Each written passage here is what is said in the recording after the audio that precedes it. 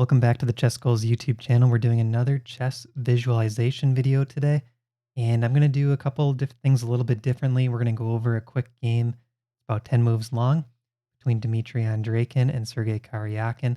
This is a blitz game. One thing that I'm going to do is break it up into little segments. So we're going to do 4 moves at a time, and then open our eyes and take a look at the position. All right, so let's jump into the game. We have Andreikin with the white pieces, Sergei Karjakin with the black pieces. So close your eyes, and I'm not going to show the moves in this one, but we're going to do it in short segments. Close your eyes, and let's slowly go through these moves. All right, white to move, pawn to c4. Black, pawn to e5. White, knight to c3. Black, knight to c6. White, knight to f3. Black, pawn to g6. White, pawn to d4. Black, e-pawn captures d4. If you want to keep your eyes closed, you have the position down, that's fine. If you want to open your eyes and take a peek, go ahead. And see if there's any pieces on the board that don't quite match what's in your mind. If you've had trouble up until this point, try rewinding it and do those first 4 moves again and see if you can get it down. All right, let's continue. Move 5 for white, knight to d5. Black, bishop to g7. White, bishop to g5. Black, knight g to e7. White, knight takes d4. Black, bishop takes d4. White, queen takes d4. Black, castle. All right, now we're 8 moves deep. If you're feeling confident, go ahead, keep your eyes closed. If you need a peek, take a peek here.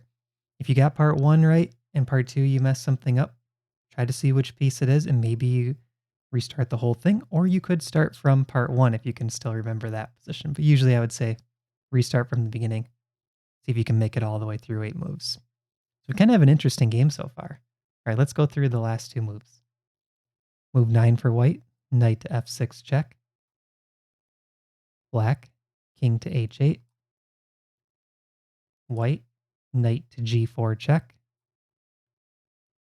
Black, pawn to f6. White, bishop takes f6. Black, rook takes f6. White, queen takes f6. Black, king g8. Now see if you can find the checkmate in 1. It's knight to h6 checkmate. All right, go ahead, open your eyes. We'll kind of run through this game once now while we look at the board. If you want to give it a retry, go ahead, go back to the start of the video, see if you can make it all the way through. So this started out with an English. We go into this sort of reverse Sicilian.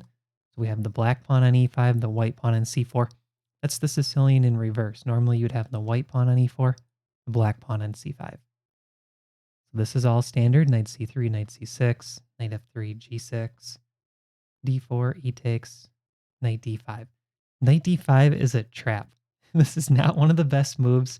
Well, this was a game from the World Blitz Championship in 2010. So because it's blitz, players will tend to throw more moves in like this to try to trick their opponent. That's what happened here. Bishop to g7 played by black. That's the best move. Bishop to g5. Now here, this is interesting. There's only one good move for black that can hold an advantage, and it's knight c to e7. And I think the reason that move is good is because we have the knight on g8 and the bishop on g7 both guarding this f6 square. Then on the next move, black can play h6, followed by g5 and kick that bishop out of there. Right, so that g5 bishop is really causing a problem on the diagonal, pointing at this queen and guarding the f6 square.